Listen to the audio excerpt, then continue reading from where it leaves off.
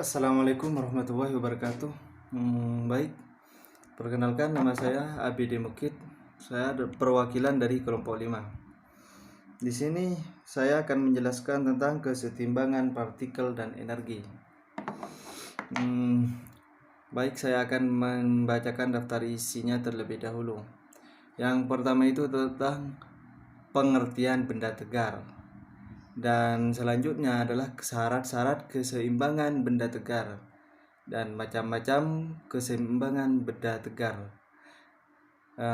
Mungkin langsung saja kepada yang pertama itu adalah tentang pengertian benda tegar. Benda tegar adalah suatu benda yang bentuknya tidak berubah saat diberi gaya dari luar. Benda dianggap sebagai suatu titik materi yang ukurannya bisa diabaikan. Dan yang kedua itu adalah syarat keseimbangannya benda tegar. Lah, apa saja syarat-syarat keseimbangan benda tegar? Yang pertama itu adalah tentang total gaya yang bekerja pada benda sama dengan 0. Dalam kurung delta F itu sama dengan 0. Dan yang kedua itu adalah total momen gaya atau torsi yang bekerja pada benda sama dengan 0. Dalam kurung artinya dengan rumus delta R sama dengan 0. Lanjut kepada macam-macam keseimbangan pada benda tegar. Yang pertama itu adalah keseimbangan stabil atau mantap. Keseimbangan stabil adalah kemampuan suatu benda untuk kembali ke posisi semula saat benda itu diberi gangguan. Gangguan tersebut mengakibatkan posisi benda berubah. Pusat gravitasi nolnya itu naik. Dan yang kedua itu adalah tentang keseimbangan labil atau goyah.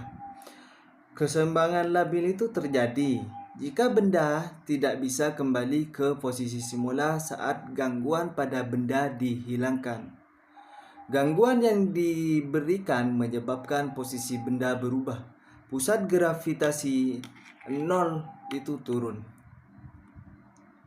Dan yang ketiga itu adalah tentang keseimbangan netral atau indifferent.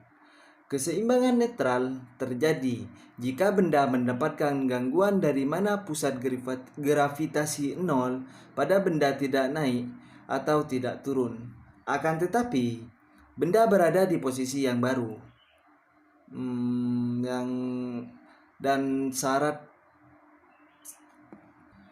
benda yang berada dalam keseimbangan stabil bisa mengalami gerak menggeser atau translasi atau mengguling rotasi saat diberikan gaya dari luar. Lah, di sini apa sih syarat benda dikatakan mengalami translasi atau rotasi? Nah, di sini syarat-syarat benda itu dikatakan mengalami translasi atau rotasi. Yang pertama itu adalah tentang syarat benda bergerak secara translasi. Adalah delta F itu sama dengan 0 dan delta R itu juga sama dengan 0. Syarat benda bergerak secara rotasi adalah delta F itu sama dengan 0 dan delta FR-nya itu sama dengan atau tidak sama dengan 0.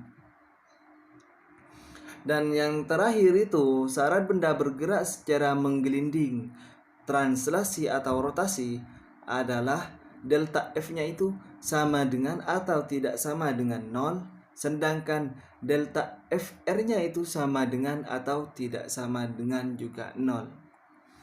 Ya, mungkin hanya itu yang bisa saya sampaikan. Untuk lebih jelasnya akan dipaparkan oleh saudara Rian. Ya, Assalamualaikum warahmatullahi wabarakatuh.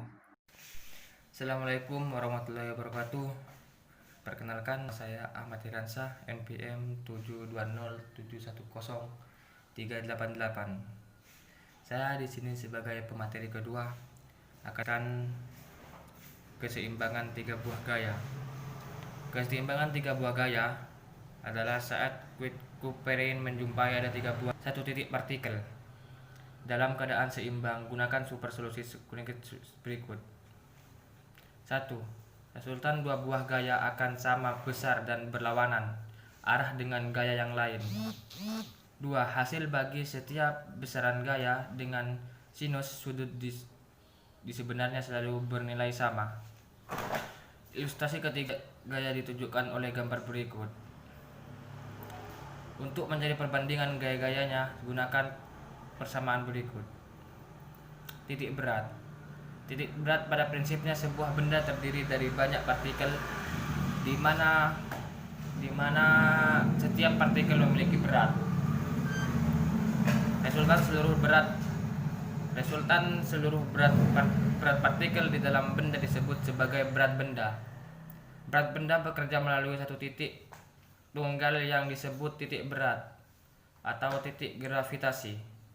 Untuk benda yang ukurannya tidak terlalu besar, titik berat hampir bertimpah dengan pusat masanya. Perhatikan ilustrasi berikut. Adapun koordinat titik beratnya W dirumuskan sebagai berikut. 1.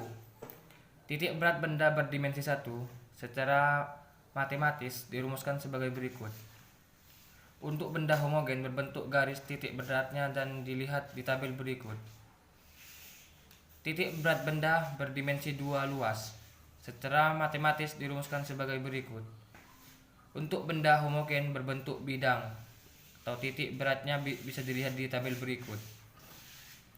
3. Titik berat benda berdimensi 3 volume secara matematis dirumuskan sebagai berikut.